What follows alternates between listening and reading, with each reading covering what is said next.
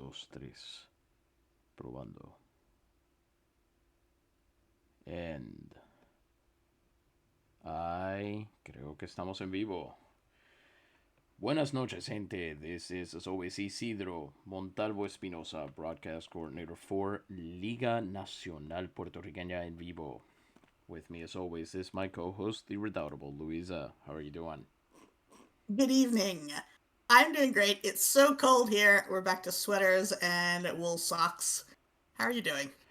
That is exactly the case over here. Just a week after you could finally go down to shorts for pajamas or general wandering about the house, it is back to sweats. I don't think, luckily, it's not so cold that you have to pull the flannels out. So at least there's that. That's good. In On the this Memorial Day weekend, that's usually the start of summer, but Thank you for not so reminding much me with the that we weather. are having a 4 day weekend. Well, 3 day weekend, pardon me. Three and a half day at work. Nice.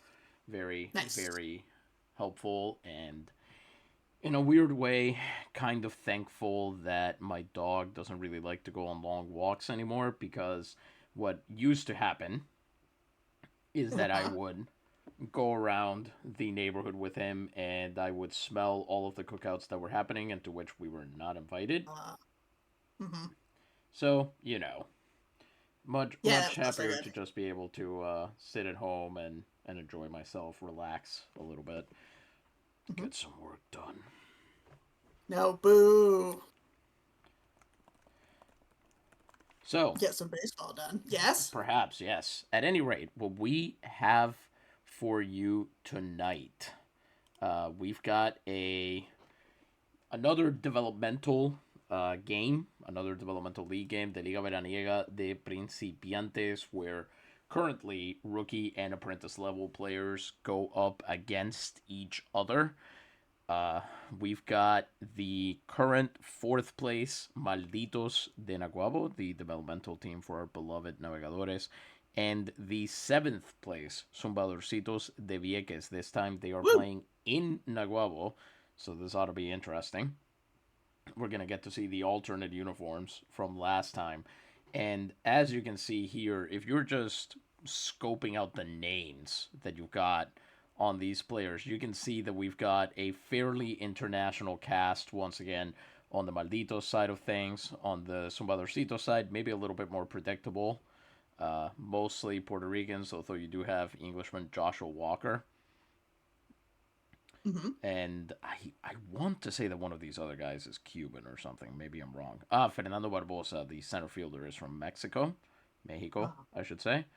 And Inocente Corona, yes, is also Puerto Rican. We're also going to get to see a number of players that we didn't last time and who have been really struggling. So I'm going to say right out, despite the fact that this matchup, especially on the pitching side of things, looks like it should be very winnable for the, or at least possible to win, I guess I should say, for the Malditos. I think the Zumbadorcitos are going to win this one.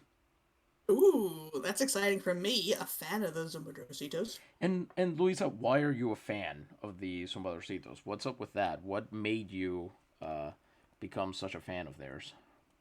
Because I am a supporter of the LNP, which is a very reasonable at $2 a month, Three, but I who's was counting? able, sorry, yes, three. I was able to design a minor league team for the league, and it is this team, the Zumbadorcitos. In fact, So, yep. in fact, both of the teams tonight were designed by patrones. If you become a patron of the Liga Nacional Puertorriqueña, they first of all, you will make it a baker's dozen. There are currently 12 patrones at last count. So we've got as many as that. I wanted to insert an apostles joke here, but that may be a future higher level where you've been around so long that you don't have to pay in anymore. We'll see how that goes. Yeah, We, yeah, we yeah, yeah. send you out to spread the good hmm news of the Liga Nacional Puertorriqueña, a place where baseball works like it's supposed to. At any rate, That is a great tagline right there. it should be, and yet the point is, as a patron, you get a number of things. So, number one, we do regularly put out polls. We've been slacking a little bit on that one, frankly, because we just haven't thought of something that's worth polling people about. We haven't had a lot of trade opportunities and things like that, but we do actually ask things like, who should get promoted to a rotation? Should this player get traded away? What should be the order for next year? For the Copa Mundial, which we are having later this year, we have a couple of ideas on how we're going to work the fact that we have a number of players from teams that um, aren't represented in the Copa Mundial, but we would like to see them play. So we've had a couple of plans, and we're gonna send that out as a poll soon. So if you become a patron, you can participate.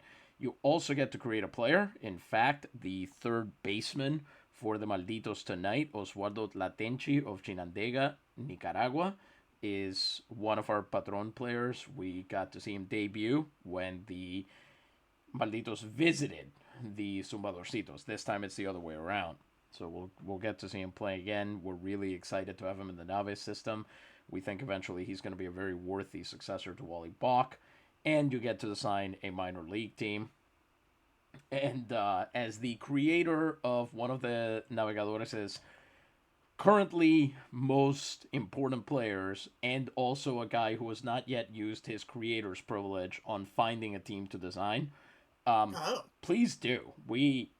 I would love to get your ideas. I did have to design one so that we could do a prospect debut a while back, but yeah, I would love to see what people come up with.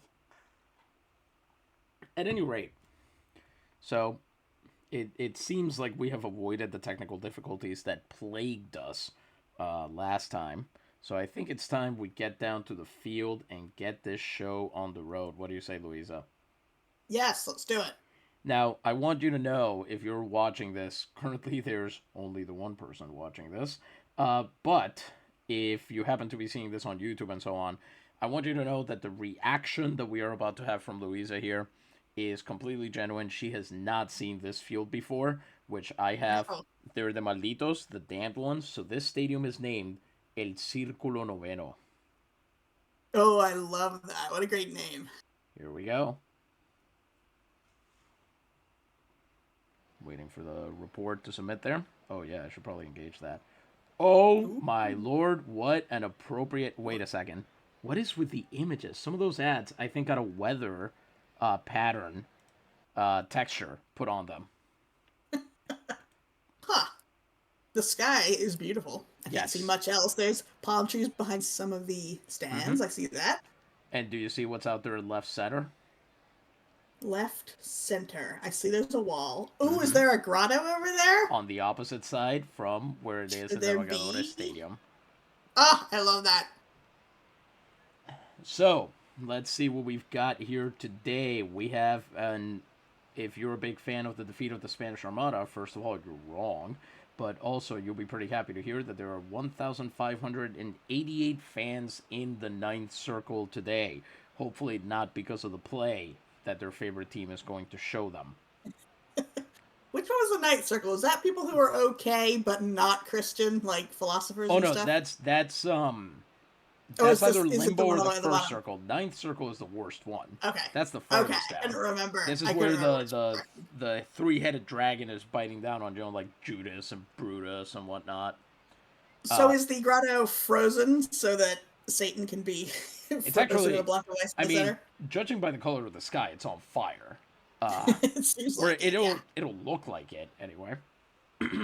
But I did just genuinely true. I found out maybe half an hour before sitting down at this keyboard. Actually, probably a little bit longer than that, closer to 45 minutes to an hour.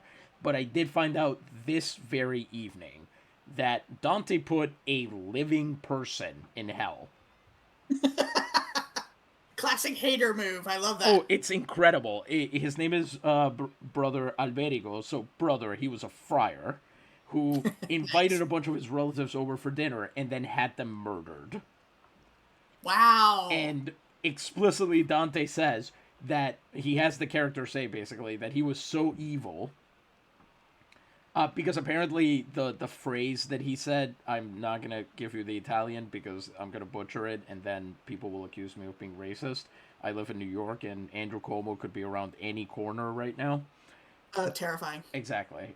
Just real jump scare. But anyway, apparently what he said is bring in the fruits, and that was when the assassins jumped in and killed everybody. So the fruits of Brother Alberigo became a phrase that was said, and so Mm-hmm. he is depicted in reaping the fruits of an evil orchard, and he basically says that he is so evil that even though his body is still up in the world, his soul has already gone to hell.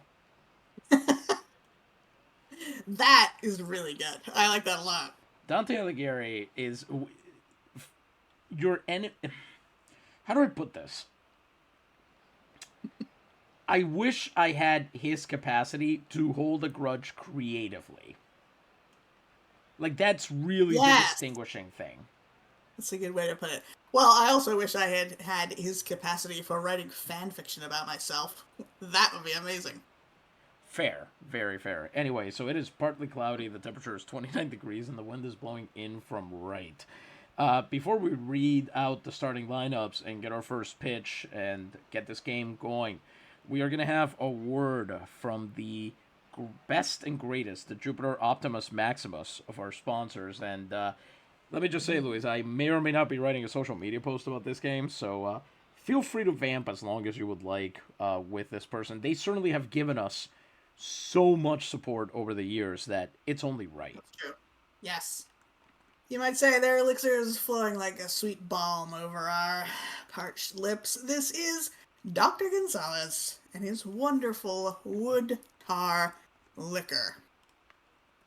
Folks, 70,000 patients have been cured over 15 years with it. Chronic colds, rogue coughs, abundant chest discharges, asthma, bronchitis, and other respiratory ailments cured. It helps with both consumption and bladder catarrh. It purifies overhumored blood, and it whets the appetite for fattening. Not to be confused with other Dr. Gonzalez wood tar liquors, except no substitutes. And of course, you already know, it's sold in all good pharmacies, especially San Juan's own Farmacia Guillermetti at the corner of Calle de San Francisco and Calle de la Cruz. Also, folks, doctors the world over confirm that wood tar is a precious medicine, very convenient for the defeat of numerous illnesses. Thousands of patients have been cured by the use of Dr. Gonzalez balsamic wood tar liquor. Now, this is the first mention we've had of this being balsamic wood tar liquor. Okay, I actually have to. Fine balsam firs. I was going to say, I have to jump in here. So, my assumption this entire time, because there are tropical brands of wood tar liquor, and in fact, there is a brand local to Puerto Rico. And I don't know if you know this about Puerto Rican flora and fauna. We're not really known for our evergreen conifers, you know? That's Yeah, not that does seem unlikely in a rainforest climate. exactly. So I'm always. So the fact. I don't know where they're getting the wood that makes this tar. I am only familiar with tar coming from pine and other sorts of that. And then the idea that they're going further afield and they're going, no, no, no, just pine isn't good enough. We now need to go to the balsam fir is very noticeable. Anyway, I Could it am be? just letting you Do know you I am think? ready to go whenever you are. So we Okay, I can just want close to out say, this discussion and then go on. yes. Do you think it's like the biblical references to cedars of Lebanon? Like, are they saying these are from balsamic firs to make it seem more exotic and far-reaching? Almost certainly. I Yeah. that has to be considered the top possibility. Oh, it's very romantic to think about all your illnesses being treated by wood from forests far, far away. Balm of Gilead, Cedars of Lebanon, Tom of Finland. What? Anyway, One of He'd know these about things wood is tar liquor, not am I like the right? others. What's that? I said he'd know about wood tar liquor, am I right? Certainly. Also, I do want to say you described the wood tar liquor as like slipping down our throats like a sweet balm, but I can't imagine that slipping anywhere. The main issue I have with the idea of drinking wood tar is that I mean the flavor is a big one, but like people drink Malord, so I'm sure it'll be fine. Uh-huh. But I cannot imagine it going down smoothly, not even a little bit. Well, this is liquor, so it's a tincture, not a tincture, the one that's dissolved in alcohol. The essence What was that? of tar. The essence of wood tar. Here's hoping that would be a lot better. All right, here we go. This is a tough matchup because if you remember the last one, the Zumbadorcitos are bringing the heat. They've got some serious hitters on the lineup, whereas the entire bottom half, in fact, except for the top four on the Naguabo side, everyone below number four, Boucher, is under the Mendoza line. They're all batting under 200. So this is going to be tough. They're going to depend on their pitcher to really get ahead of hitters the whole way through. They're depending on their excellent defense, which the Sumbadorcitos also have access to. So, like I said, I am fairly certain that this is going to be a Vieques win. And that's tough because the Malditos are actually in the most outside possible position for the playoffs right now. Looking at the standings here, the current wild card is, well, you know what? Actually, they are they could not be in a more outside position because they would have to win out all of their games, and I think everybody ahead of them would have to lose most, if not all, of their games to That's a make that shame. happen. The current wild card is likely to be Arroyo, which is standing at 58-26, and they are now very likely to catch Patillas, which is leading their division with a absurd 66-18 record, by far the best team in the Liga Well, Veraniega this year. can I say real quick? I don't think I can hear the game's audio. I think I'm hearing that through your, um, yeah, because it's gone. It's gone now, but it was very faint and I couldn't turn it up. Oh, that is weird. To be fair, it is also very faint for me. Okay, I am able to turn it up now. It is quiet, but at least it's coming through Hmm. really. Let me see. That might be a Discord thing. That might be how we're. No, it's Okay. it's set to the headphones on both of those. Huh. Hmm. Weird. Yeah. Oh well. Quiet game tonight. And I haven't changed the options on the audience volume. I don't think, but I can certainly raise it. Is that better? Yes. Thank All you. right. Okay, so here we go. Tonight's starting lineup for the visiting Zumbadorcitos de Vieques. Batting leadoff and playing right field, number 19, Juan Cortés. Batting second and playing left field, number 22, Tito Espinosa. Batting third and the designated hitter, number 44, Julio Lopez. A 17-year-old with that mustache is trying to prove something. Absolutely. Batting fourth and playing second base, number 15, Joshua Walker. If he were Scottish, he'd be Johnny Walker. Mm-hmm. But he's not, so he's Joshua. Batting fifth and playing third base, number 5, Marco Gomez. Batting sixth and catching, number 35, Lidio Reyes. Batting seventh and playing first base, number 29, Florentino Martinez. Batting eighth, the center fielder, number 53, Fernando Barbosa of Jalapa in Mexico. And batting ninth, the shortstop, number 19, Gabriel Ortega. Pitching tonight for Vieques is number 56, Inocente Corona. Has a fastball, slider, curveball, changeup, sinker, and cutter. None of them especially amazing. Most of what he's good for is not giving up home runs. But this is the Liga Veraniega de Principiantes where everybody gives up home runs, so he's still giving up 13 of those. which is a slight disadvantage against the Naguabo pitcher, to whom we'll get in a second here. Because first, we need to announce the starting lineup for the Malditos de Naguabo, the home team tonight. Batting leadoff and playing second base, number 11, the Scotsman, Adam McKinnon. Batting second, from Mexico, the designated hitter, number 14, Luis Velasquez. Batting third and playing first base, number 46, it's the Canadian, Trevor Ransom. Batting fourth, from Haiti, the center fielder, number 35, Francisco Boucher. I made this joke last time. I'm going to make it again. That's just French for Frank Bucket. Woo. Batting fifth and playing left field from Indonesia, number 22, Abraham Sartika. Batting sixth, the shortstop, also from Canada, number 1, Wilbur May. Batting seventh, as mentioned before, from Chinandega in Nicaragua, number 9, Oswaldo Tlatenchi. Batting eighth and catching from Gaza City, number 2, Ziad Mazin. And batting ninth from Wales, number 23, Arthur Gleave. Pitching tonight for the Malditos de Naguabo, it is the Venezuelan lefty that just won a Campeón selection and pitched well in that game. And I am definitely stalling here because this name is going to be a B.5 to pronounce every single time I have to say it. Pardon me, I haven't announced this number yet. That's just adding to the pressure. Number 4, Aniceto La Chataniere.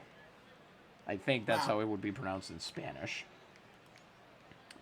Fastball. Is that a Fastball. French kind of name? It's got like French vowels to it. It It is. seems to be. Yeah. Okay. You should see the names in the Venezuelan league are out of control. The two of the best players in the entire league, and they're both Venezuelan, are named Pero Soliano, fully Italian name, and another one is Gonzalo Marco, like Portuguese to German. Wow, very interesting. All right. Indeed. Fastball, sinker, and splitter. And despite being just a 3-pitch guy, still very well rated in terms of potential. Wonder what's up with that. He came over from the Frios. The Navegadores were willing to trade Irish standout Redmond Breyer and the Puerto Rican Marcos Luna over there. Both of them have actually since been promoted to the majors, and both are doing. Breyer's doing okay, I would say. Marcos Luna doing pretty well out of the bullpen, although those walks are definitely going to come back to haunt him someday. All right, it's time we get started. Let's get this game on the road. La Chataniere is 12-7. He's given up 32 earned runs. That's an ERA of 1.61, 144 strikeouts to 49 walks. And he faces Juan Cortez, who is currently sitting on an OPS of 835, 8 taters, and 28 steaks. Let's go. Let's see this game through. Don't tell me you're about to crash. Better not be. Whoa, different guy. What just happened? Okay, so we know that he struck him out. Aha, I see. On 6 pitches there. Swinging strike on the sinker away. Well done first at bat for La Chataniere as he now faces Tito Espinosa, the left fielder. He's sitting on a 779 OPS, 7 dingers, 26 runs batted in. Love these uniforms. Takes him to 2 strikes. Finish him. Got him! A sinker out of the strike zone, and he swings right through it. La Chataniere having his way early with the top of the lineup. He'll now face Julio Lopez, 871 OPS, 5 homers, 22 runs batted in. And you know that these games could go either way at any moment. If you think Liga Nacional Puertorriqueña games are nuts, you should come down to the LVP more often. Last time that we broadcast the game, what was it, 4 dingers? Mm-hmm. And a guy hit for the cycle. Yeah. Yeah, definitely that happened. All right, here we go. 0-1 count, so it won't be a strikeout here. Julio Lopez bangs that one up in the air, right field. Arthur Gleave chasing it down. Is he there? Wow! Look at that. He is at the wall. He robbed a home run. Oh, man. Oh, I don't like that. The top of the first is over for the Zumbadorcitos. Look at this. Hit hard and with power. I actually don't think it was going to make it out, but Gleave extends there. Wow. And catches it in the air. Otherwise, that's a base hit by him, possibly even down for extra bases. Well, I have to respect it. Here comes Inocente Corona, the much worse pitcher of the two on the mound tonight. He's 11-8, over 166 in a third innings. 59 earned runs. That's an ERA of 3.19. 141 strikeouts to 85 walks. He'll face Adam McKinnon, 823 OPS, 11 home runs, 37 runs batted in. McKinnon here, yeah, he's been one of the top hitters on the ball club this year. He is sitting at first in stolen bases with 45, 10-game hitting streak. And they're on a 2-1 count. That's a bouncer to the shortstop. Ortega has it, throws over to first, and that is an easy out as Martinez takes it. Look at the uniforms on display. Just beautiful stuff from both teams. The Zumbadorcitos in their away blacks. I love that the catcher has green shoes. Mm-hmm. And then you've got the Malditos in their more traditional pinstripes. But, of course, they've still got the flame socks. Ooh, change up right down the middle. He must have been sitting fastball and just didn't quite, may have been a little bit early on that one. Here comes Luis Velasquez, 614 OPS, 3 home runs, 15 runs batted in. And I got to tell you, if he does not pick up his performance in the next couple months, he is a likely release or trade target. The Navegadores do not have time to develop this guy anymore. 3-1 count. Wonder if he's going to go for the walk here. He sends that one into the air. It's a pop-up. Right field. And it'll be Cortez grabbing it for out number 2. Easy peasy stuff. 9 pitches so far for Corona there. A sinker low in the middle. Velazquez just not quite putting wood on that. And here comes Trevor Ransom, who is actually doing quite well this year. He's hitting .063, 6 home runs, 35 runs batted in. Trevor Ransom, likely future holder of the Canadian seat because he still has Bucheron-like power. There may come a time that he is the last of the Bucherones. There just aren't a lot of Canadians with that kind of raw power coming up. Or rather, pitchers have kind of figured out how to get around that. Let's put it that way. Yeah, that's always the way it goes, isn't it? Mm-hmm. First pitch swinging from Trevor Ransom with 2 outs and the bases empty, and that will be unfortunate. It'll be Martinez himself taking it back to first base, and it's out number 3. Nothing doing there. The Zumbadorcitos pitch a clean bottom of the first, and we are through 1 inning. No score. How do you feel about how things are going to go today? I still think this is a Vieques win. Okay, I'm hoping for that. I don't know if I'm confident. Here comes Joshua Walker to lead off the top of the second. 930 OPS, 7 home runs, 42 runs batted in. I remember him being a bit of a thorn in the side of the Naves the last time that we played, but maybe I'm wrong about that. Let's go to the game log. And in fact, I am wrong about that. When they played against Naguabo in July, he actually went 0 for 3. One of the few games of the season where he's gone at least 3 at-bats and not collected a hit. La Chataniere needed 12 pitches to set down the top of the lineup with 2 strikeouts over 1 inning. Joshua Walker, 2-2 count from him. 2 strike count, of course. And he strikes out. La Chataniere picks up his 3rd K of the night. This time on a fastball, down and away. Here goes Marco Gomez, 722 OPS, 4 home runs, 25 runs batted in.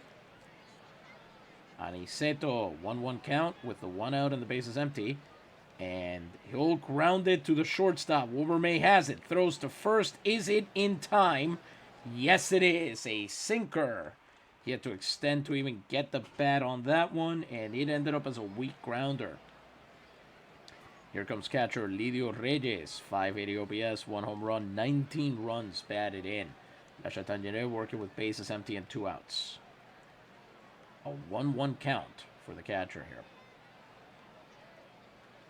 Reyes sends that one into the air. High fly out. Boucher looking for it. And he puts it in the bucket.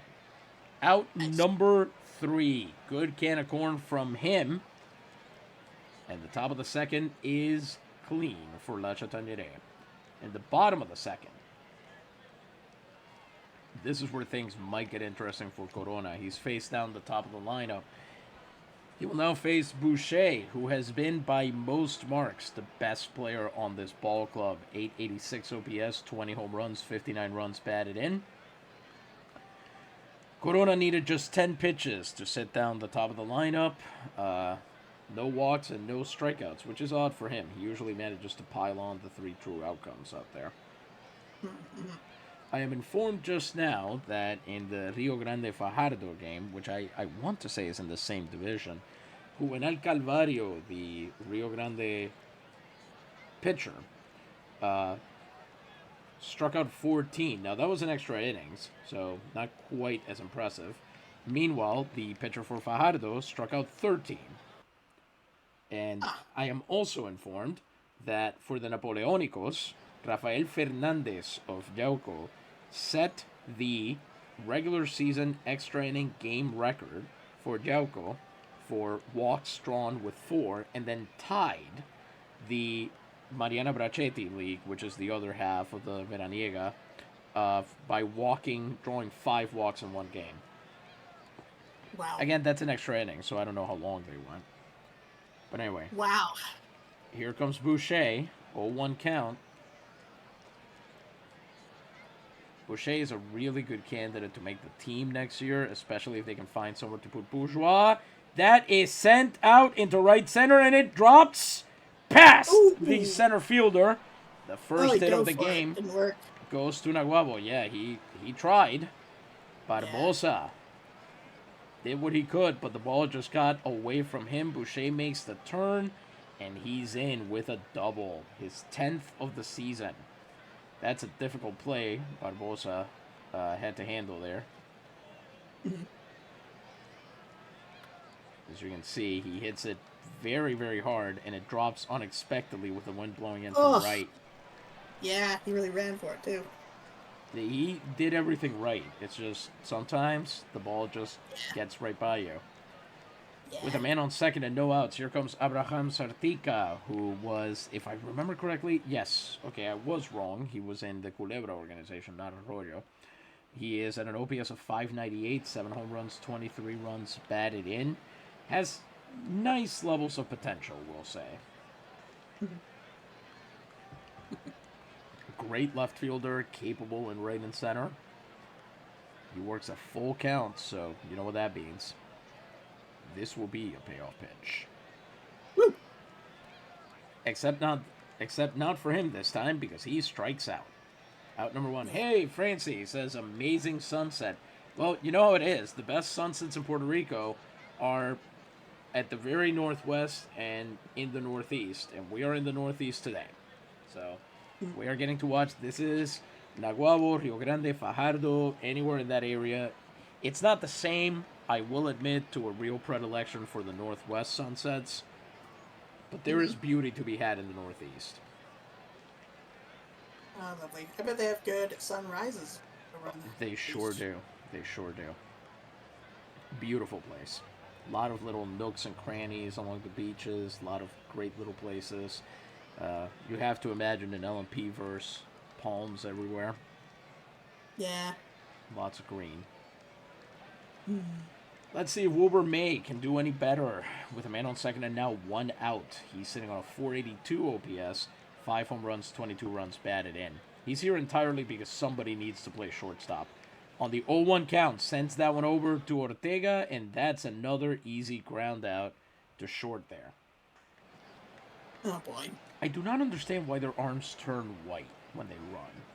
I was gonna say, did he have one of those compression sleeves on? But they don't usually. They don't at the plate either. Like, you can see here, Latenchi doesn't have one. Interesting. Yeah. I wonder what's happening there. Speaking of Latenchi, he's sitting on a 382 OPS. He's had 3 home runs, including a grand slam, and 19 runs batted in.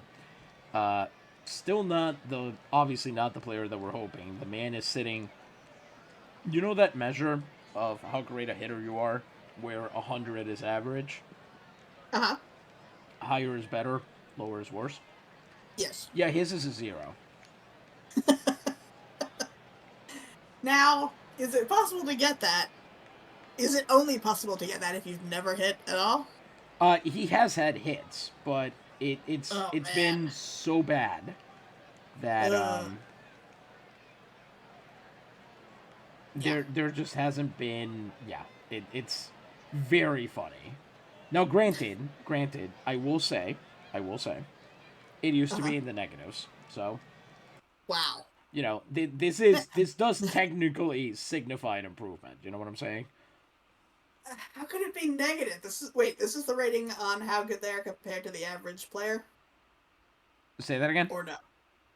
Is this the rating that's based on how good they are versus the average player? Yes. I don't. Okay. I know it depends on the run environment, i.e., how many runs are teams scoring. I think it might be park adjusted. So if you're a worse hitter, but your park is set up to be a pitcher's park, you don't pay as heavy a price. I think that's true. I might be wrong. I know the one in real life is. The one in Out of the Park may not be. Speaking of parks, I want to ask real quick: is it because it's a minor league team? Is that the reason that there's no pitcher's mound?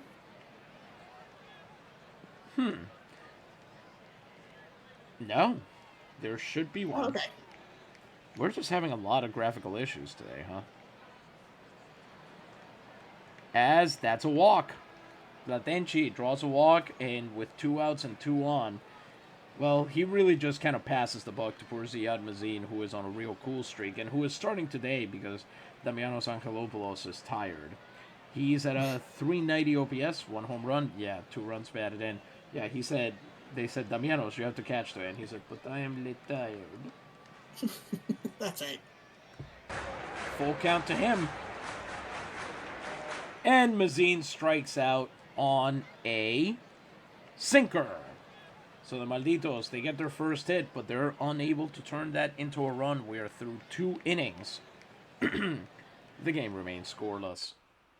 I saw what you meant about those ghostly white arms. That's very strange. That is very weird, especially because they don't seem to have them on defense.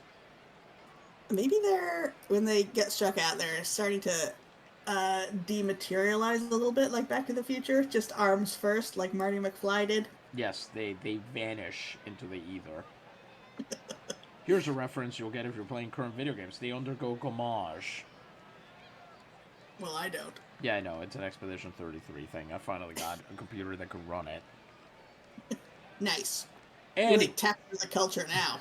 Yeah, exactly. That's what everybody's talking about, right? Everybody's talking about the extremely French turn-based RPG that just came out. That's what everybody loves. Well, all my friends are, so, you know. Fair. I, unfortunately, spend most of my time around, how do I put this gently? The most basic jocks in existence. Uh-huh. Like, today I hung out with a bunch of the gamer kids, and it was genuinely refreshing to hear people who talked and who probably also have terrible opinions on a number of things, but, like, don't sound like they reject out of hand the existence of, like, female musicians. Yeah. All right, let's make this fun again, shall we? Top of the third, Aniceto da Chatagniere on 23 pitches through 2 innings, 3 strikeouts. Faces Florentino Martinez, 638 OPS, 8 home runs, 27 runs. Batted in. Oh, God, don't say he owns an average. He just has it. La Chatagniere strikes him out with a fastball. 7 pitch, pardon me. He puts one up and in, and Martinez cannot go through it. So that's out number 1. Bases remain empty for Fernando Barbosa. Last year, he apparently had 11 at-bats and got a hit in none of them. This year, he's sitting on a 387 OPS, 2 home runs, 6 runs batted in. Do you know how bad you have to be to get 11 at-bats on a minor league team? Wait. Only 11 in the whole season, is that what you're saying? Apparently. Huh, Let's find out. Yeah. Actually, it's correct. And by the way, remember when we were talking about negatives? Negative 54 weighted runs created plus. Ouch. They should just get somebody in from the audience. Honestly. The crowd. Yeah, Bill Beckett. 1-0 count for Barbosa. There are 2 kinds. Aha!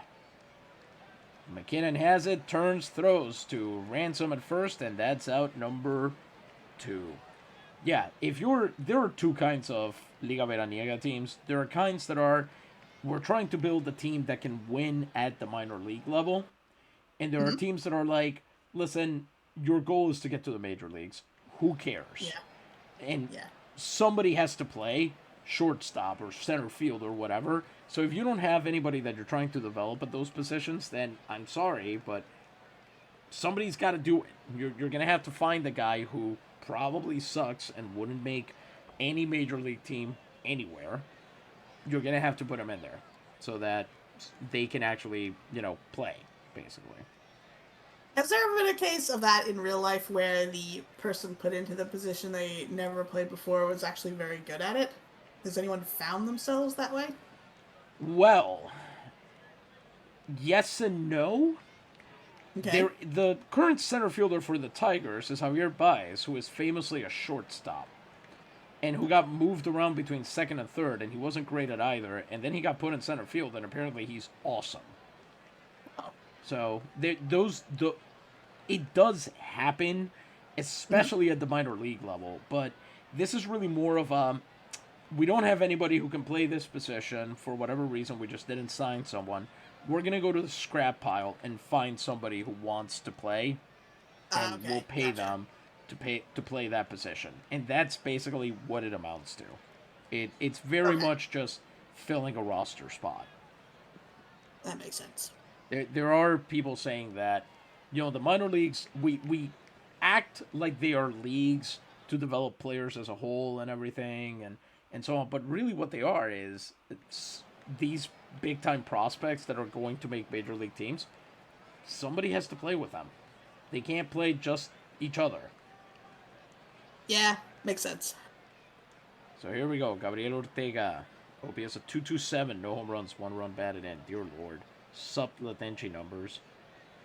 As he rolls that one to Latenchi, speaking of, he throws across the hallway, and that is going to be out number 3.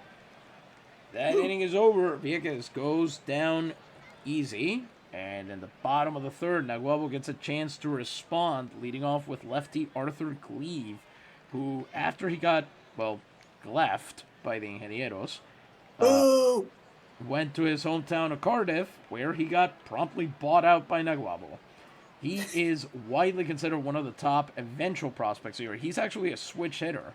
Oh, wow. Currently the number 84 prospect in the Liga Nacional Puertorriqueña, although we also don't know how long he'll be sticking around with the Naves. He's an incredible defender in the outfield. He's got pretty good batting skills, but he's not fast, which is a real problem. The Naves like that in a guy, and he doesn't hit doubles and triples. He either hits a homer or single, and that is too much variability. So we'll see what they do with him. He faces Inocente Corona, who through 2 innings has allowed a hit, a walk, and has 2 strikeouts on the line. Oh, hello. Charge. Oh, look, it's a practical Italian flag out there. Cleve hits it right to Martinez at first base. Easy catch on a soft line drive, and the top of the lineup comes back up. Adam McKinnon, 0 for 1 on the day. 1 out and the base is empty. 2-2 count. He sends that one into left field, into the corner. should be very catchable out there, and it is indeed. Espinosa has it, and it's out number 2. And Nice. I think we also had to clarify this last time. We are not related. Yes. Here comes Luis Velasquez. He is 0 for 1 on the day. Can he do anything here with 2 outs and the bases empty? Make this game a little more fun as the outfield shortens up for him. He tries to roll that one right back to the pitcher. God, this has got to be the most embarrassing run when you can see the pitcher getting ready to throw you out. Yeah, but you gotta keep going, apparently. You've told me. Indeed, you do, or your manager will be pissed at you. We are through 3 innings. The game remains scoreless. Before we continue on with the middle of the game, we're going to have another word from another of our wonderful sponsors. Louisa, the booth is all yours. Thank you. Folks, I want to tell you about some of the wonderful wares for sale at La Mallorquina. This item is headlined, "Interesting!" Exclamation point. Among our most recent goods, all conveniently packed for easy transport, almond imperial turron, quince cheese, guava paste, tuna preserved in finest Andalusian olive oil, peas, red peppers, sardines in oil, and sardines in tomato sauce. We have also just filled our spacious cellars to the brim with various wines and exquisite spirits, all at reasonable prices. Balmies and Company. We would like to buy a printing press. Whoever has one for sale, please notify Leonardo P. Benitez. I like the little extra note in there. If you're paying to have an ad, why not get out everything you need to say? So, they want a printing press as well. Just in case. Just in case. Yeah. I like the idea of these spacious cellars. Fine. Pipe of Amontillado.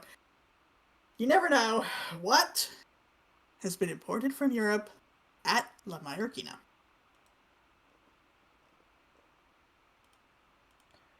Well, we hope that we do need to do a little bit more research into the whole thing. We need to get into further issues from the 1871 Boletín Mercantil, but we do wonder if there is eventually an update as to their acquisition of the printing press.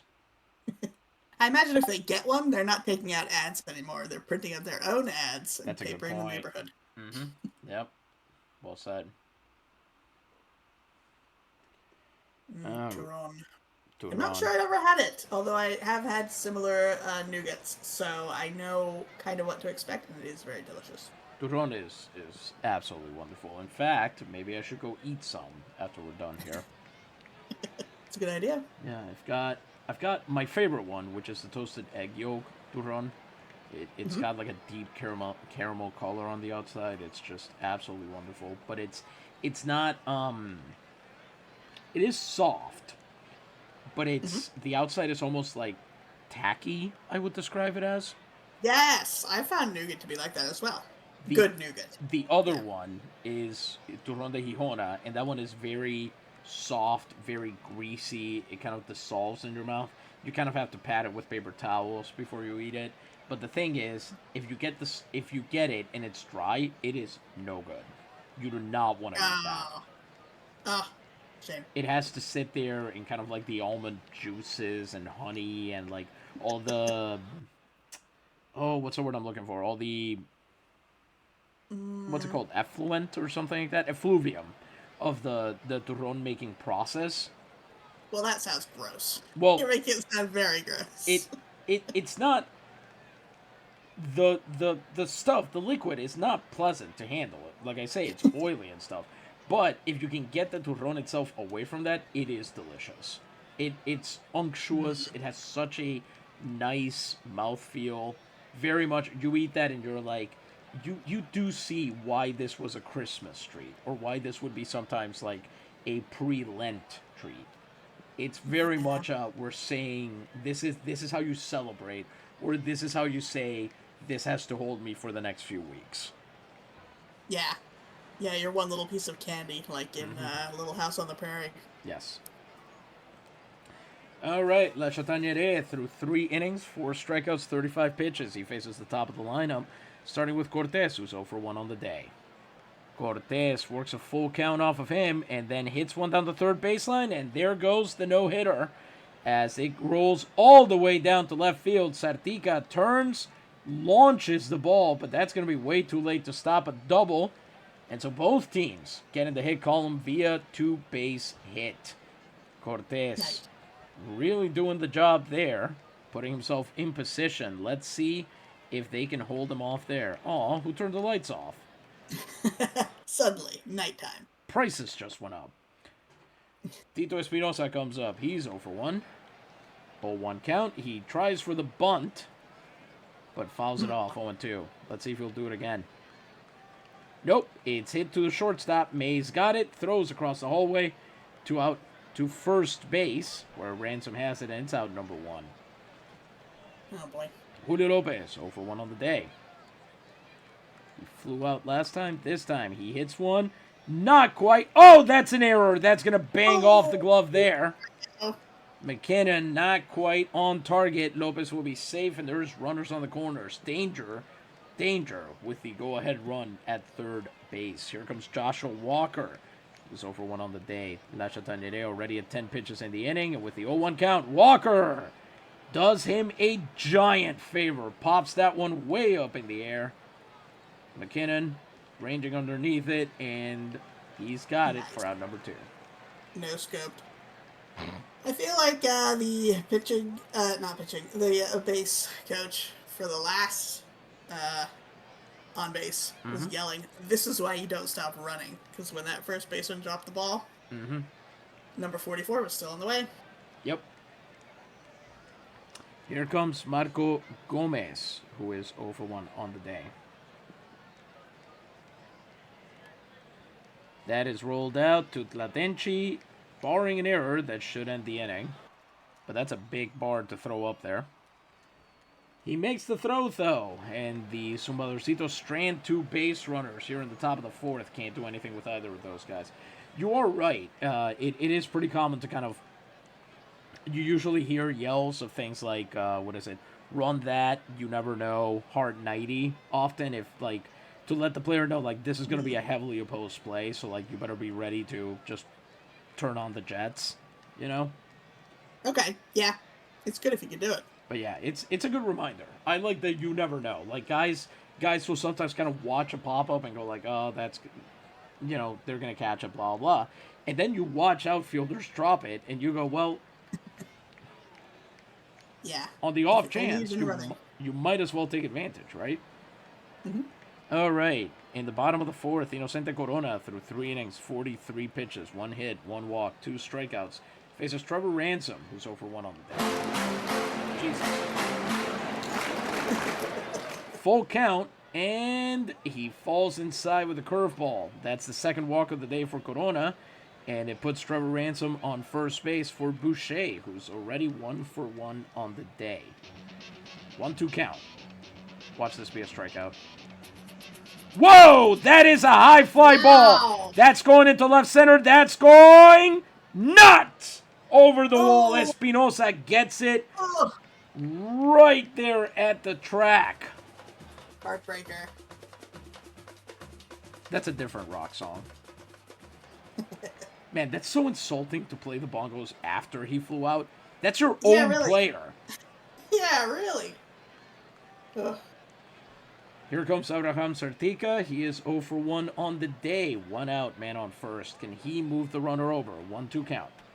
He hits that one off the tip of the bat, but the right fielder is there. Good defensive work there, robbing him of a base hit. Good grab. And Wilbur May has another chance here. He's 0 for 1. Can he make it happen? He grounded out last time. I don't think so. Nope. Pops him up.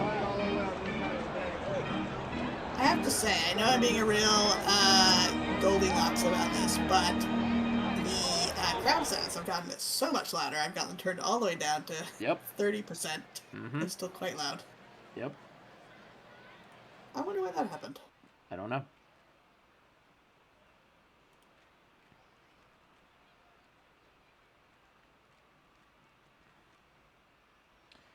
All right. Top of the fifth. La Chataniere back to work at 48 pitches. I took them down to where they were and then just kind of upped the volume on my headphones to compensate. We'll see what happens. Okay. So, since I think Louisa's voice is getting put through these headphones, you can all enjoy Louisa's volume just constantly shifting as we get through the game. Can barely hear the crowd, but it's fine. That's preferable, I think.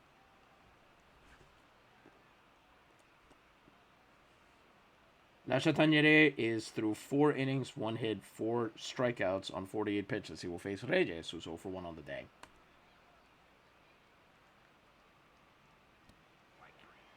Struck him out. 5th strikeout of the night for La Chataniere. 1 out, bases empty. Here comes Martinez, who's 0 for 1 on the day.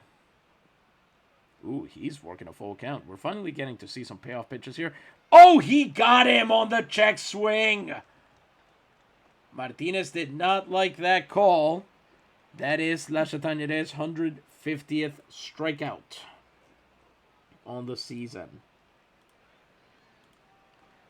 Let's see if that sort of hits the midpoint between getting too loud when it's loud and too quiet when it's quiet. 2 outs, bases empty for Fernando Barbosa, who's 0 for 1 on the day. La Chataniere sitting on 6 strikeouts. He's got him on 2 strikes. Will he finish him? He does not quite that way. Ransom has to go grab the ground out. Hey! Now the Zumbadorcitos are having issues. Oh boy. Everybody's just wearing opera gloves all over the place. It's so classy. Indeed. Bottom of the 5th, Latenchi, Mazin, and Gleave will face Corona, who is sitting on 4 innings, 58 pitches, 1 hit, 2 walks, 2 strikeouts. Latenchi drew a walk last time he came up. He launches it. Latenchi bangs it off the end of the bat, and it's an easy ground out to first. Martinez, who is not a rated first baseman. I mean that literally. His rating is a hyphen. He's unrateable. Exactly. Is nonetheless doing a pretty good job over there. Here comes Mazin, who's 0 for 1 on the day.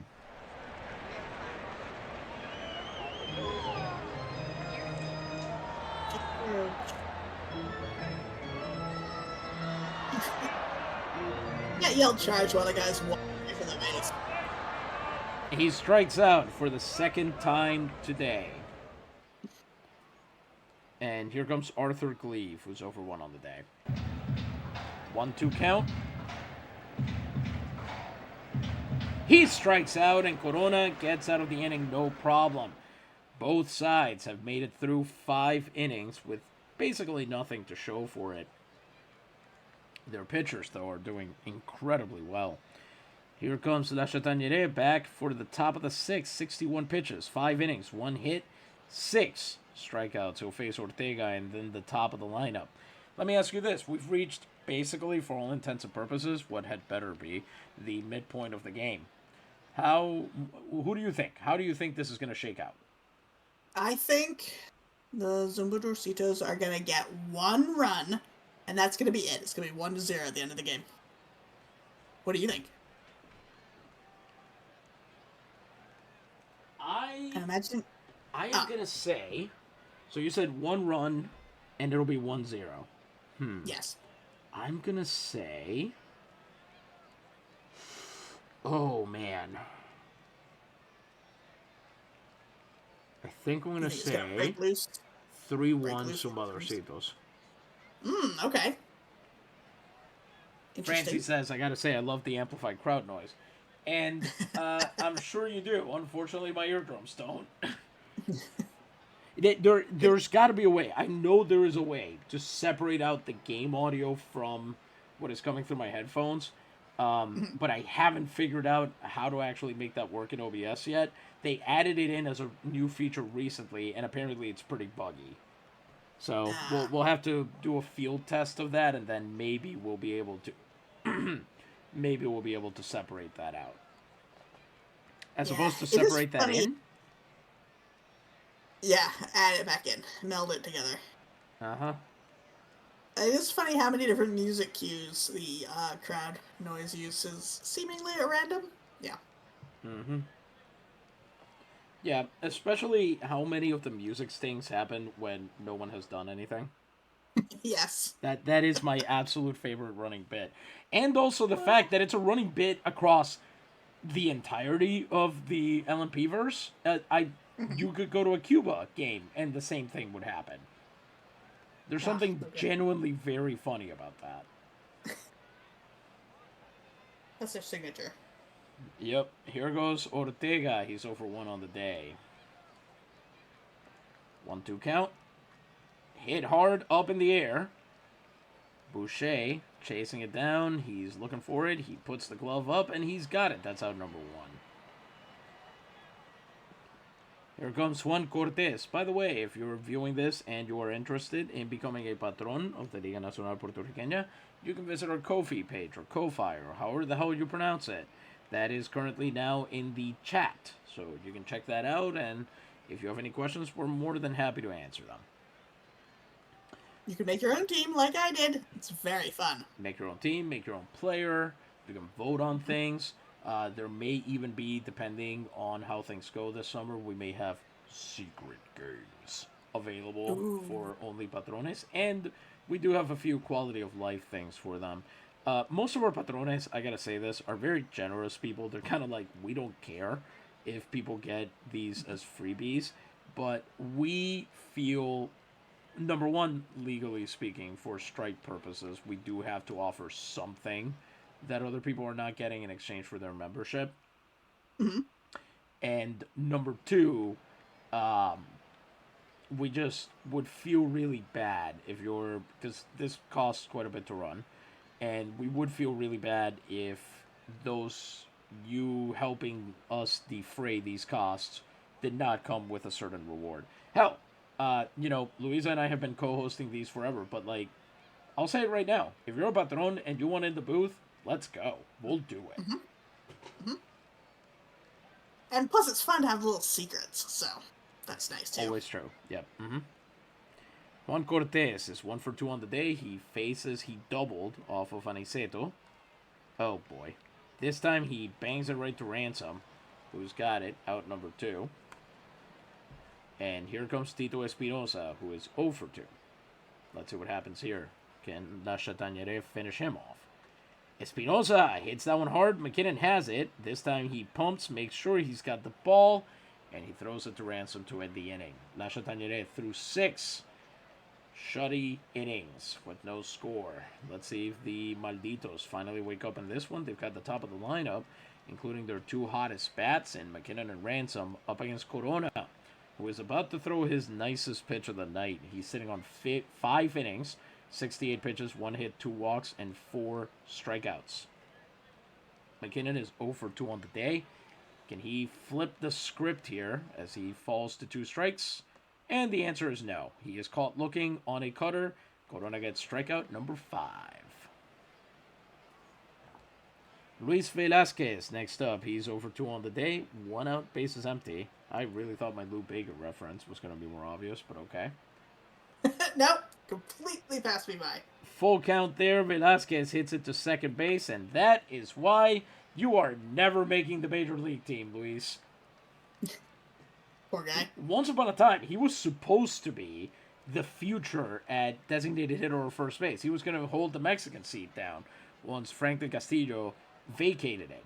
That is not in the cards anymore. I'll tell you that right now. Aw.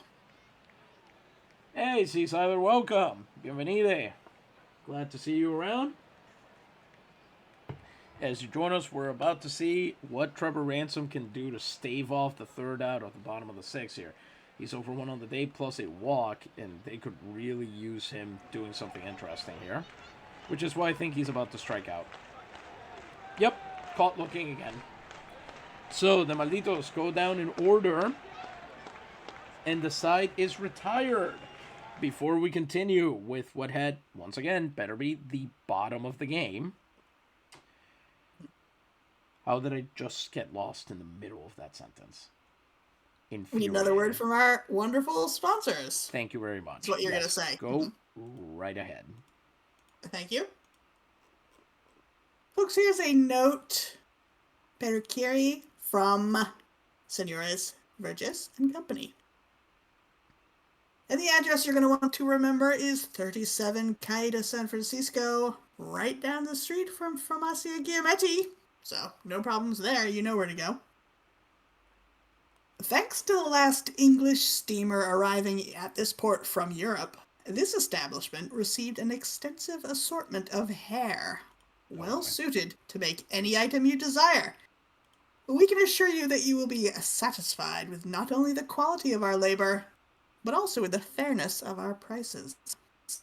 If necessary, we can provide you with a way to take your own measurements for the elaboration of your hairpiece.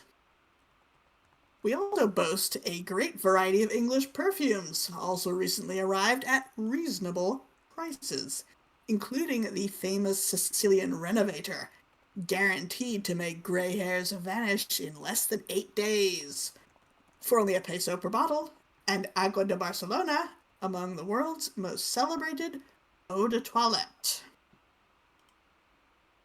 Very exciting. All sorts of fine toiletries, mostly around the hair. But that's where you're going to go.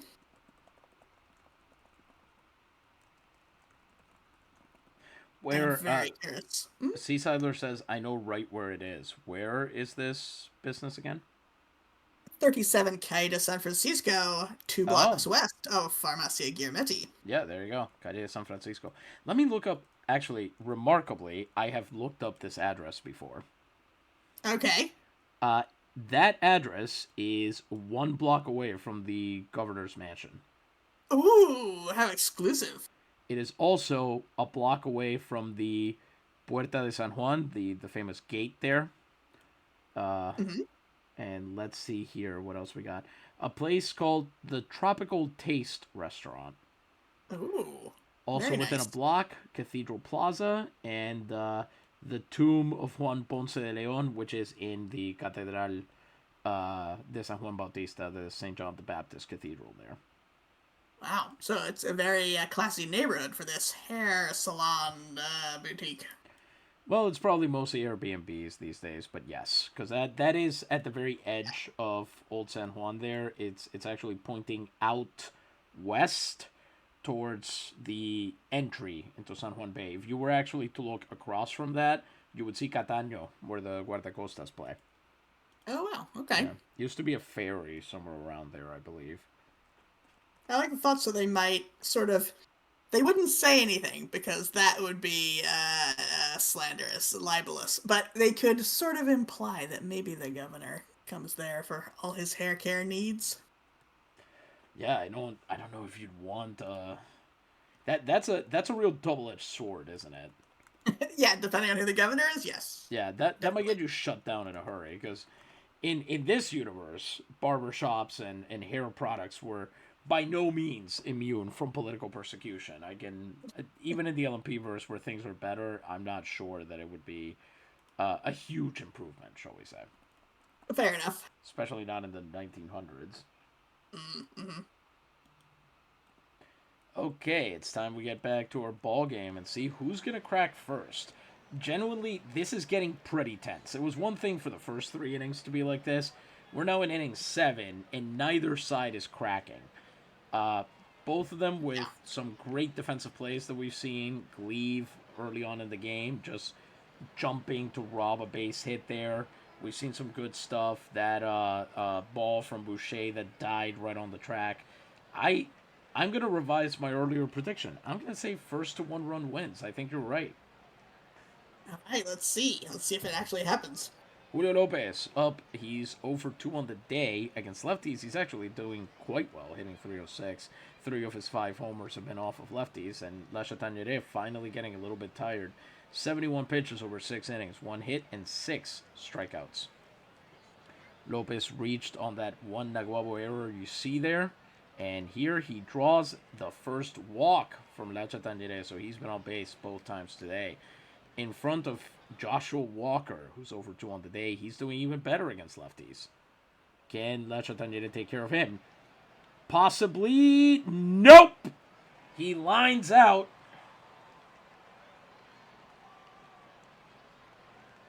Those arms. And Those Gleave arms, is though. able to get it. Seasider, yeah, we've been playing around with the audio level. The audience is just... We tried it low, we raised it up, and it was blowing out my headphones, so... we think something must have happened when we accessed this particular game, because the base runners have also suddenly evolved opera gloves when they're going around the bases. So there is something weird in the air here. It's true.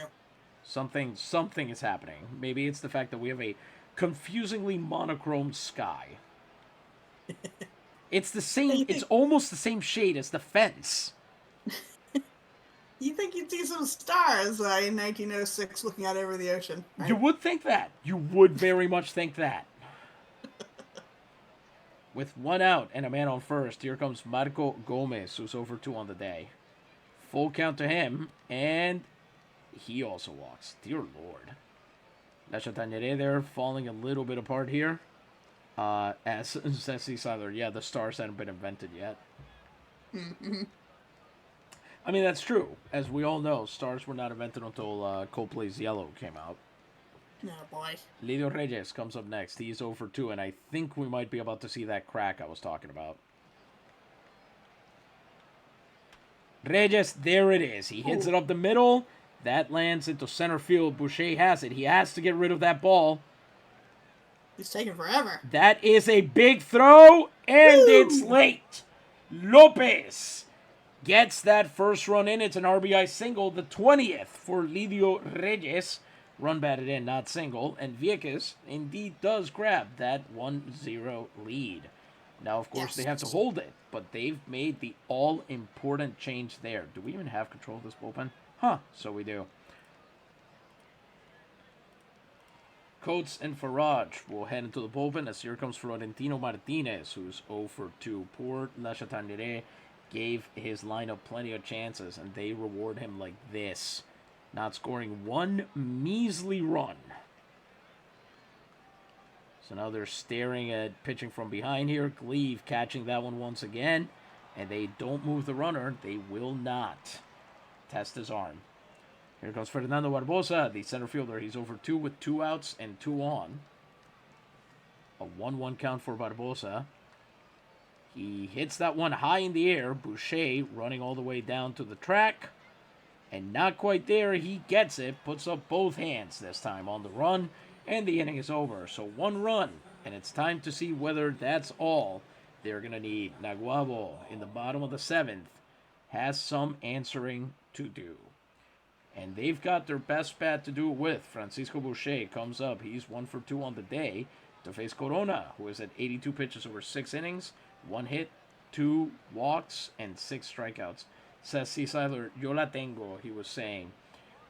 Unfortunately, Francisco Boucher would be saying that in French or Creole, which I cannot even begin to speculate what it would be in that. What would it be in French? Je l'ai? I have it? I don't know. I'm so terrible at conjugating verbs. Imagine, yeah, I'm loving the idea that in LMP verse, instead of yo la tengo, they're named in French because that's what the left fielder had to learn to speak to communicate with his shortstop. I mean, stranger things have happened. True. Boucher, 1 for 2. Stranger things have happened, and oh god, how does the rest of that Hunger Games song go? That I don't know. Yeah, it's the hanging tree. I can't remember what the next line is. It's stranger things have happened and stranger things that will, or something like that. It's supposed to be very much. Oh like yeah, this is Taylor Swift, right? No, Taylor Swift was for. She did a Hunger Games song, didn't she? She did, but I don't think it was that one. Okay. Maybe it was, but it's also in the movie. Is it Lord? Lord did Yellow Flicker Beat, which is, man, I'm gonna admit this, on my pacing playlist. Yeah, of course, you love Lord. I love some Lord, first of all. I do not like my musical taste being generalized on the during ball games.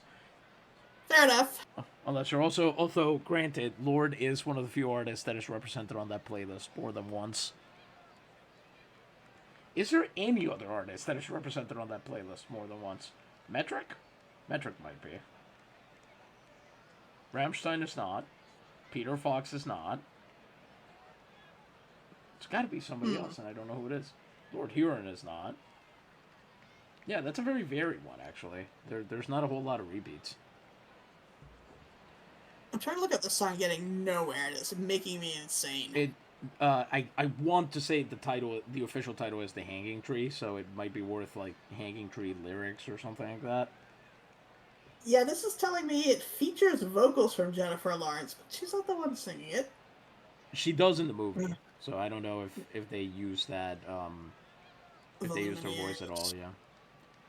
I'm sorry, did you just say the Lumineers did it? Yes. Well, now I have to throw my whole computer out.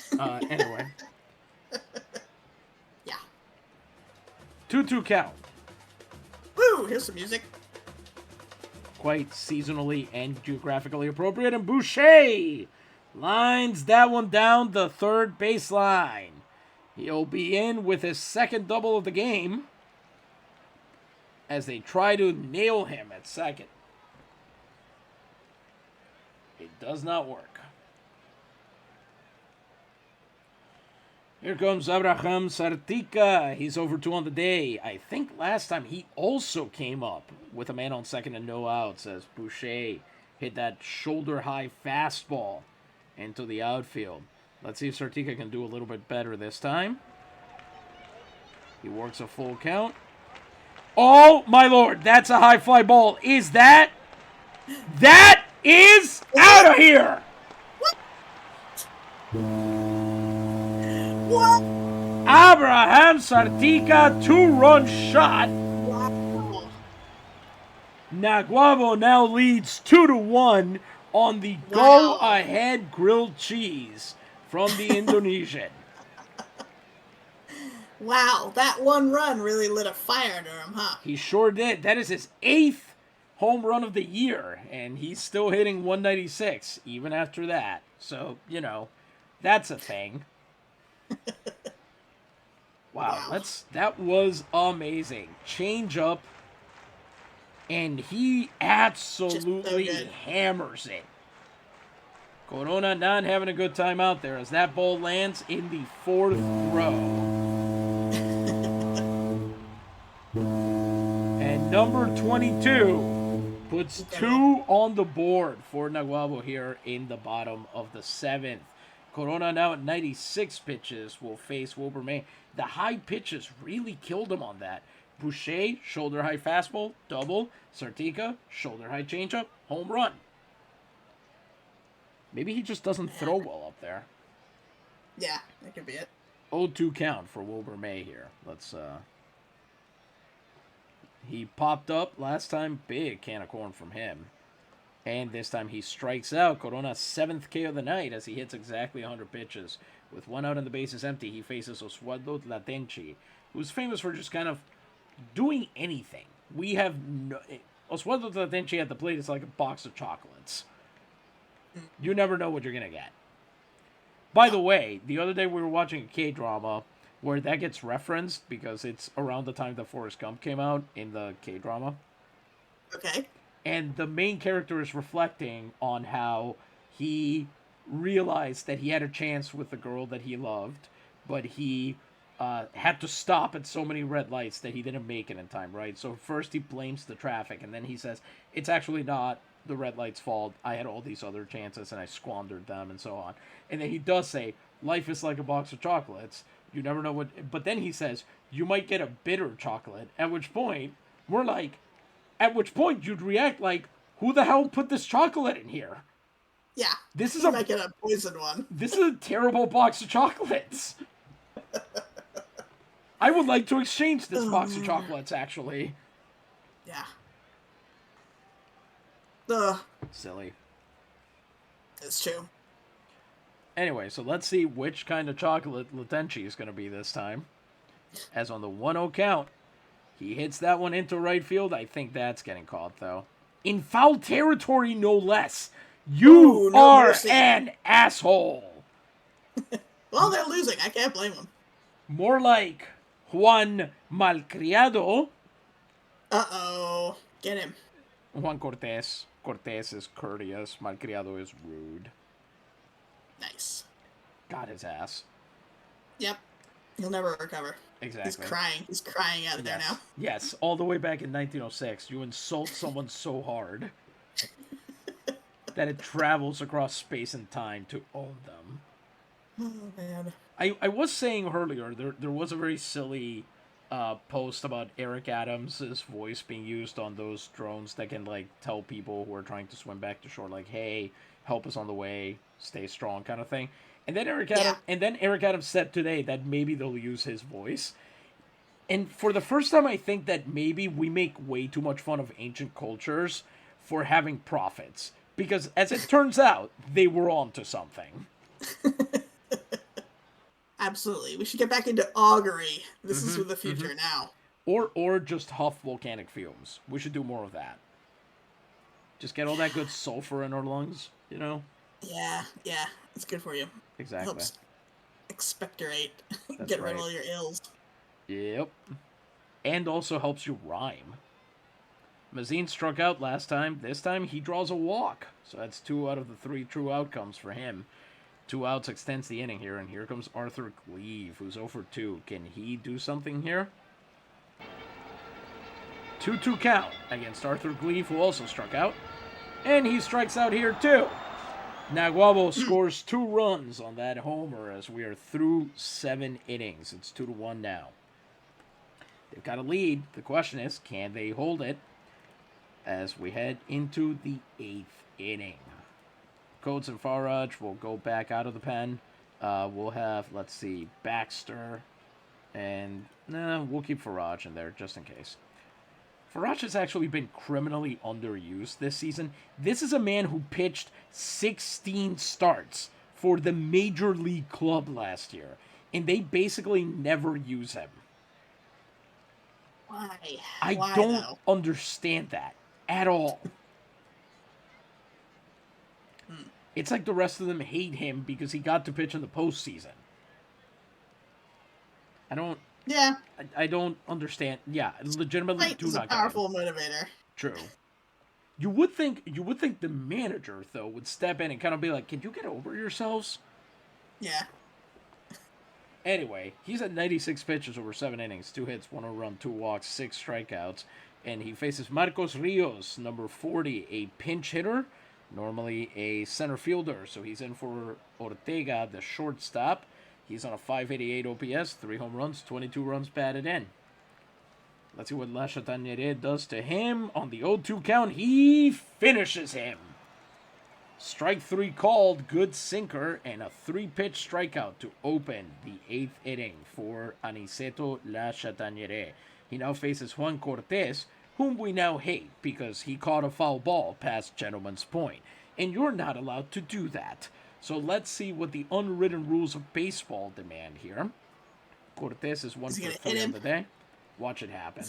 I don't think so, but watch it happen. Cortés hits that one, and he gets past McKinnon. So as it turns out, crime does pay. That's the 3rd hit of the game for Vieques there, and they'll bring in a new pinch hitter, number 27, Alberto Pacheco. Normally a left fielder. He's sitting on a 712 OPS, 1 home run, 3 runs batted in. This game could go completely the wrong way here, but unfortunately, La Chataniere is just not tired yet. Let's see what he does. First pitch to him. That is rolled right back to the pitcher. He's got it. Goes for second. They get 1. They get... No! Yes! Ooh, unbelievable double play. La Chataniere to May. To Ransom. And the side is retired. The Zumbadorcitos get a hit, and that's it. On an excellent play from their pitcher. Beautifully done. He does the job himself, retires the lead runner, and they have time to get Pacheco at first.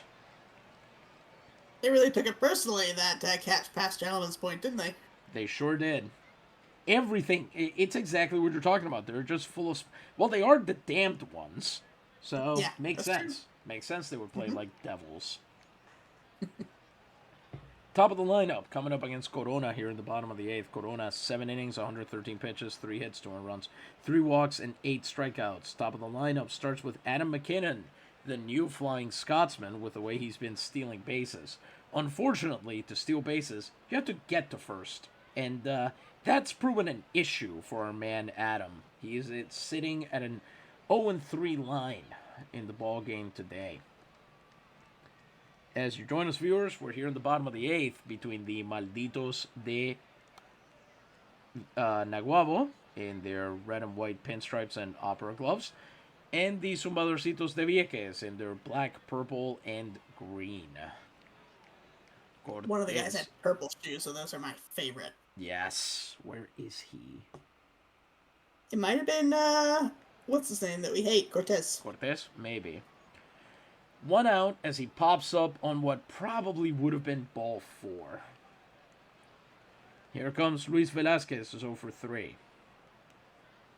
He works a full count out of Corona. Can't blame him there. Probably should have pinch hit for him, though. Rolls that to third base. It's an easy throw from Gomez to first, and that's out number 2. Man, this has been a pitcher's duel all the way through. Just nothing doing. And here comes Trevor Ransom, who's 0-2. He struck out back in the 6th inning, and he really needs to change that facial hair. Just deeply unfortunate. Yeah. Especially with that rodent-like face. Now we're getting personal with this guy. I mean, he's a very good hitter, but if he had better facial hair, he wouldn't look so much like a rat. Well, that's true. That's just true.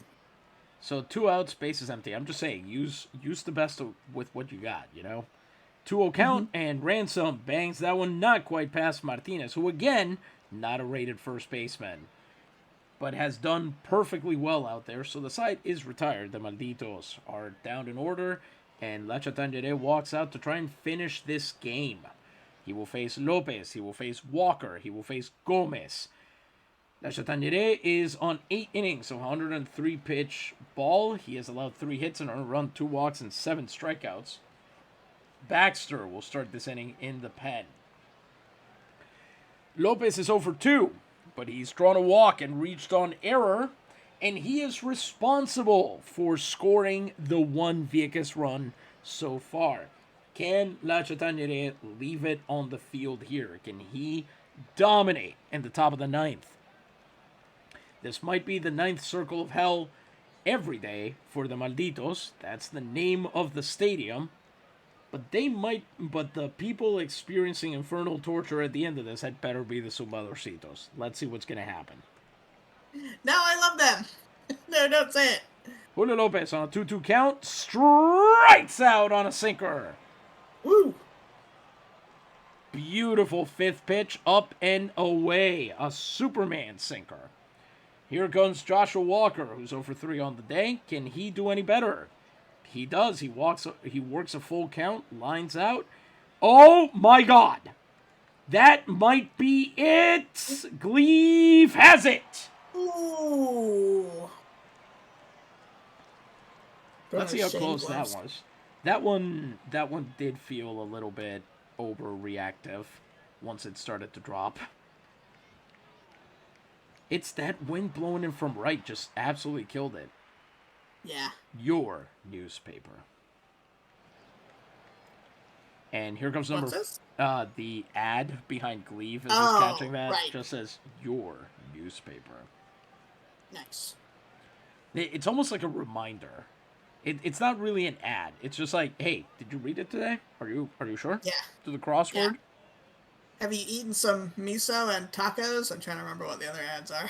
Miso tacos. Interesting. I mean, I don't hate it. It's got to be a thing. Mm-hmm. I don't... Well, so what it would presumably be is some kind of miso braise, right?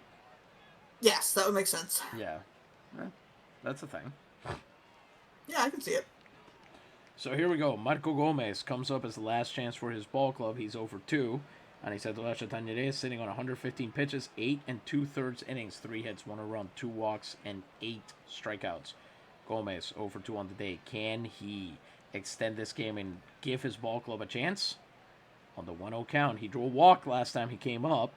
He hits that one to shortstop. May's got it. May throws to Ransom. And this ball game is over. Woo! The Malditos win a tight one, 2-1 on their home field against the Zumbadorcitos. All of that coming on an Abraham Sartica home run. Says C. Seiler, the other ads seem to say gasoline jackfruit. Yeah, they're usually paired together. We're going to try to... And then there's lemon soda, of course. Can't forget lemon soda. Lemon soda. Mm-hmm. We're going to see if we can get, once we move over to the new version of the simulator and figure out what their graphics format is, we're going to see if we can get some customized ads in here. We don't know how that's going to work quite yet because they moved to not a proprietary format, but a format that basically nobody else uses. So it's tough to find conversions, but we'll figure it out. Anyway, Aniceto Lachatañere, of course, gets player of the game because, I mean, look at that. Man had 9 innings of 3-hit ball, 1 run, 2 walks, 8 strikeouts over 117 pitches, and he led that double play. On offense, of course, Boucher and Sartica did literally all the work. They are responsible for all 3 hits. Wild. As Boucher got 2 doubles and Sartica poked that home run over the wall off of Inocente Corona. Meanwhile, it was, of course, Juan Cortez leading the offense for the Zumbadorcitos. He had 2 hits, and Lidio Reyes put in the 1 run from Julio Lopez, the designated hitter. So that puts the Malditos at 46-37. Honestly, they are so far away from a wild card, but it would be so amazing if they made the postseason this year. Yes, it would be. Now they're really paying attention to them, yes. Yes. Do you have any final thoughts on this game? Because we're done very early, so we might go check how the Navegadores did after this. Mm-hmm. It was a good game. I am disappointed the Zumbadorcitos didn't win, but it was interesting that it was as close as we predicted, even though we didn't predict the correct winner. Correct, yes. And that's the thing. With the LVP, dingers are so much more common that you can usually count on a late game one changing the direction of the game. So once Vieques got that 1 run, I'm thinking, there's a home run coming. It will either put this game out of reach, or it'll be a go-ahead homer, and that's exactly how it went down. Yep. Okay, so we're going to leave that game. Let's see what's up. Now we're going to see whether the cat eats tomato. And the Navegadores have won 2-1 against Ceiba twice in a row. Wow. Everton Stack pitched 10 innings, 5 hits, 1 run, which was not earned, 1 walk, and 10 strikeouts over those 10 innings. Ted Balloon stole his first base of the season. Feaster stole his 95th. Valdez stole he stole 253. And if you're wondering why Graham Underwood is not listed among the base stealers, it's because he came in on a substitution late in the game. He played left field and center field. Nice. Yeah. So that's what we've got today, just to give you a look at where we're going from here. So it is very unlikely that the LVP season will get another game in 1906 because they are maybe 10 games away. We are coming back next week with the Naves hosting Aguas Buenas because Dro here is going to be, this little priest right here, is going to be incredibly busy next week. So running about a week of games is probably all we're going to have the bandwidth for. So we'll come back against the Muros. After that, it is very likely we'll try to run through as much of September and October as we can to speed run to the playoffs because we want to get to the Copa Mundial. And again, for the Patrones, and if you join, this will be one of you, we discovered that there are a ton of players. I guess we can just talk about this right here and now, basically. But these are all the players whose teams are not represented in the Copa Mundial. by country, right? So Karim Anbar, he's Tunisian. There's no Tunisian team. Jacques Centour, he's French. There is no French team. And if we go by nationality, some of these actually have quite like notable numbers of players here. So we have a couple different plans for how to address that and maybe let some of these guys play. And we were hoping that you can help us decide like how extensive we want these fixes to be, and basically what you think the most practicable idea is here. So we'll offer that and we'll put it out there. Yeah, Guam, exactly. Sissy Plu's outfit, right? His nationality there. We're going by alphabetical order here. So we just passed Germany, so it should be coming up fairly soon. There it is, There's right? Angelopoulos, as we were talking about earlier. What's that now?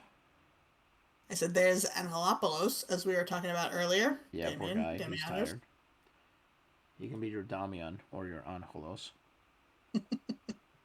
Those are actually kind of close to the same thing, really. So, yeah. Anyway, so that's that on that. And I guess I should ask again. Any final thoughts on any of this before we let him go? Just that it's been a good season, but I also am excited to get to that Copa Mundial and see how that goes. Same. We cannot wait to make these uniforms. We are so excited to start working on those. I think the patrones will get to see them ahead of time, so that's another reason to sign up. And boy, I think y'all are really gonna enjoy what we've got in store here. We're gonna try. We can't literally record every game the way that they're scheduled. That's just impossible. But we would like to see if there's a way to, for patrones, we're gonna try to get you more games. Everyone might just get the top, the world championship or something like that. But we're gonna try to get patrones as many of those games as possible. At the very least, enough that you can see all of the different uniforms in action. That might also be when we transfer over to Out of the Park 26. So we'll see. We'll see where that goes from there. All right. Mm-hmm. So that's it for us tonight. Again, we'll be back next week with the Muros. But for this week, this has been, as always, Isidro Montalvo Espinosa, broadcast coordinator for Liga Nacional Puertorriqueña en Vivo. Gente, buenas noches. Gracias mil. Y Dios les bendiga.